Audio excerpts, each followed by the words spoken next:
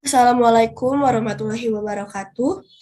Kami dari kelompok satu ingin mempresentasikan tentang konsep belajar di masa pandemi.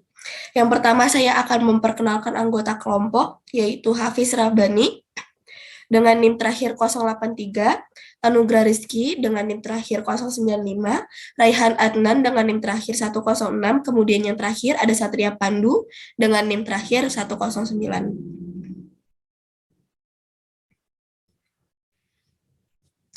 Topik yang akan dibahas hari ini tentang konsep belajar dalam psikologi itu ada apa saja sih, bagaimana penjelasannya, bagaimana contohnya, dan pengaplikasikannya pada saat belajar di masa pandemi. Kemudian di sini ada tokoh psikologi yang mengajarkan tentang konsep belajar, yaitu ada Ivan Pavlov, B.F. Skinner, Wolfgang Kohler, dan yang terakhir ada Albert Bandura. Classical conditioning. Pengondisian klasik adalah suatu proses belajar yakni stimulus netral dapat memunculkan respon baru setelah dipasangkan dengan stimulus yang biasanya mengikuti respon tersebut. Kemudian di sini ada contoh penelitian classical conditioning menggunakan objek anjing. Selanjutnya ada operan conditioning. Pengondisian operan adalah jenis proses pembelajaran asosiatif di mana kekuatan perilaku dimodifikasi dengan penguatan atau hukuman. Ini juga merupakan prosedur yang digunakan untuk menghasilkan pembelajaran semacam itu.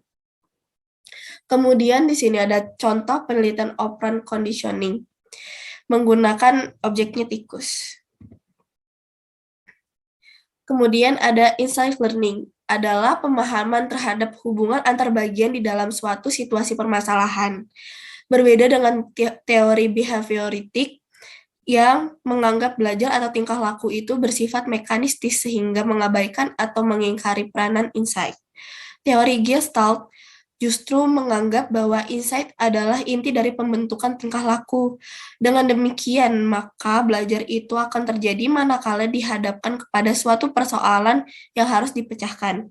Belajar bukanlah menghafal fakta melalui persoalan yang dihadapi itu anak akan mendapatkan insight yang sangat berguna untuk menghadapi setiap masalah.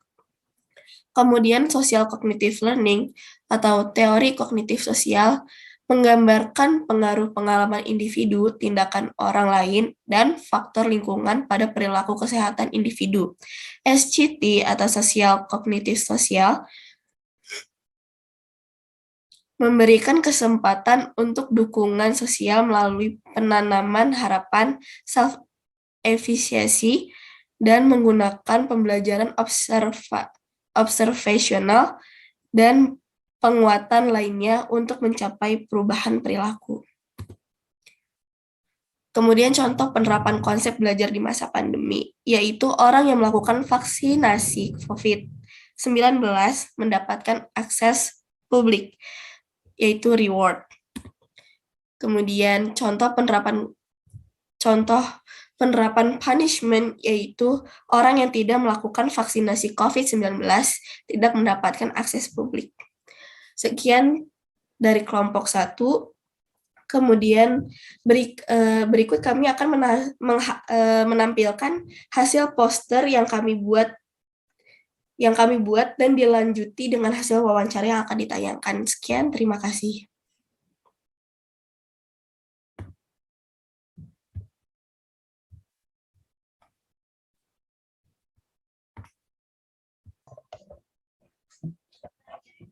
Baik. Bismillahirrahmanirrahim. Assalamualaikum warahmatullahi wabarakatuh. Waalaikumsalam warahmatullahi wabarakatuh. Oke, alhamdulillah ya kita dapat berkumpul. Sebelumnya izinkan saya memperkenalkan diri saya sekali lagi. Nama saya Raihan Adnan Solihin. Saya mahasiswa dari Universitas Jenderal Ahmad Yani. Izin untuk menampilkan poster yang telah dibuat oleh kelompok kami mengenai pengantar psikologi. Oleh karenanya kepada Kak Muhajir, izinkan saya untuk share screen ya, Kang ya. Jadi di sini kita udah share screen, saya sudah share screen. Di sini tuh di poster ini tuh kita menjelaskan definisinya dari belajar operant conditioning. Jadi metode pembelajaran yang menggunakan hadiah atau reward serta ada hukuman atau punishment sebagai konsekuensi dari sebuah perilaku untuk belajar. Nah, lalu selanjutnya di sini tuh ada penelitian Skinner box. Jadi kayak ada tikus ditaruh di dalam sebuah box. Nah, ketika ia menekan tuas saat lampu hijau menyala, itu maka akan keluar makanan dari saluran makanan. Nah, itu tuh adalah contoh reward. Akan tetapi nih, apabila si tikus ini menekan tuas saat lampu merah menyala, maka ia harus menerima sedikit kejutan listrik di permukaan yang ia pijak atau yang disebut punishment, hukuman. Nah, pada akhirnya tikus itu belajar, jika lampu hijau menyala, ia harus menekan tuasnya. Jika lampu merah menyala, ia tidak boleh menekan tuasnya. Begitu ya, Kang ya. Lalu bagaimana sih penerapannya, apalagi di masa pandemi ini ya? Jadi salah satunya adalah vaksinasi yang begitu penting. Karena apabila masyarakat tidak divaksin, maka mereka akan kesulitan untuk menggunakan fasilitas umum. Itu sebagai punishment, tidak bisa menggunakan fasilitas umum karena belum divaksin. Akan tetapi, jika seseorang itu sudah divaksin, seseorang tersebut bisa mendapat kemudahan dalam mengakses fasilitas umum. Itulah reward atau hadiah. Nah, seperti itu. Apa sudah jelas, Kang Muhajir? Jelas, Kang Rehan. Oke. Oleh karena itu, Kang Muhajir, saya ingin meminta tanggapan dari Kang Muhajir nih mengenai poster yang kelompok kami buat. Mungkin serta saran juga, serta penilaian, Kang. Mungkin boleh dari tanggapan atau dari sarannya dulu, Kang, untuk penilaiannya di akhir mungkin. Terima kasih, Kang Muhajir.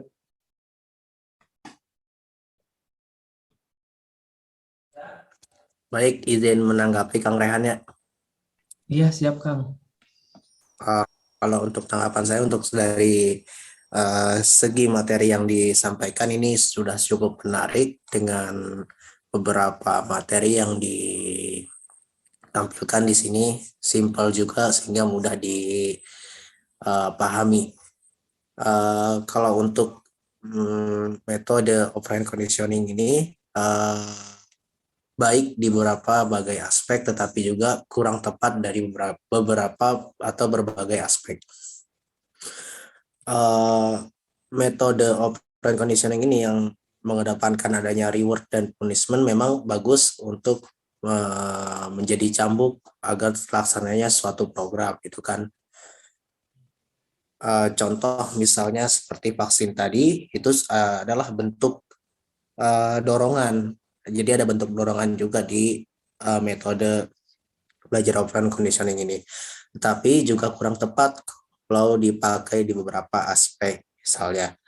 Karena contoh kecilnya saja di dalam negara kita ini pendidikannya masih belum merata gitu. Antara pendidikan di Jakarta dengan pendidikan di luar Jakarta, contohlah di bagian timur Indonesia, tentu lebih maju Jakarta. Begitu juga dengan penyebaran vaksinisasi antara di ibu kota atau mantan ibu kota Jakarta dengan bagian timur itu juga berbeda. Maka ini harus perlu ditinjau secara luas, diteliti lagi secara luas. Apakah metode operant conditioning ini tepat seluruhnya untuk wilayah Indonesia atau hanya berbagai wilayah Indonesia saja. Kalau dari segi materinya sudah cukup lah, nggak ada yang perlu di komen lagi deh. Udah cukup baik dan menarik. Desainnya juga udah bagus. Ya, baik. Terima kasih, Kang. Mungkin untuk penilaiannya sendiri mungkin diskalain aja ya dari 1 sampai 10, Kang. 1 sampai 10 ya. Ya, 1 sampai 10 ini 9 lah. oke. Terima kasih banyak sudah meluangkan waktunya ya, Kang Muhajir. Siap-siap. Makasih kembali. Ya, oleh karenanya saya Rehan Adnan pamit juga nih ya Kang ya, karena kebetulan ada acara lain. Mohon maaf apabila ada salah kata, kalimat, serta pemberian satu sharing session ini ya Kang ya, bisa dibilang sharing session ya, dari saya pribadi. Mungkin cukup sekian. Terima kasih ya Kang ya, sekali lagi terima kasih sudah meluangkan waktunya. Saya tutup. Billahi taufiq wal hidayah. Assalamualaikum warahmatullahi wabarakatuh. Warahmatullahi wabarakatuh.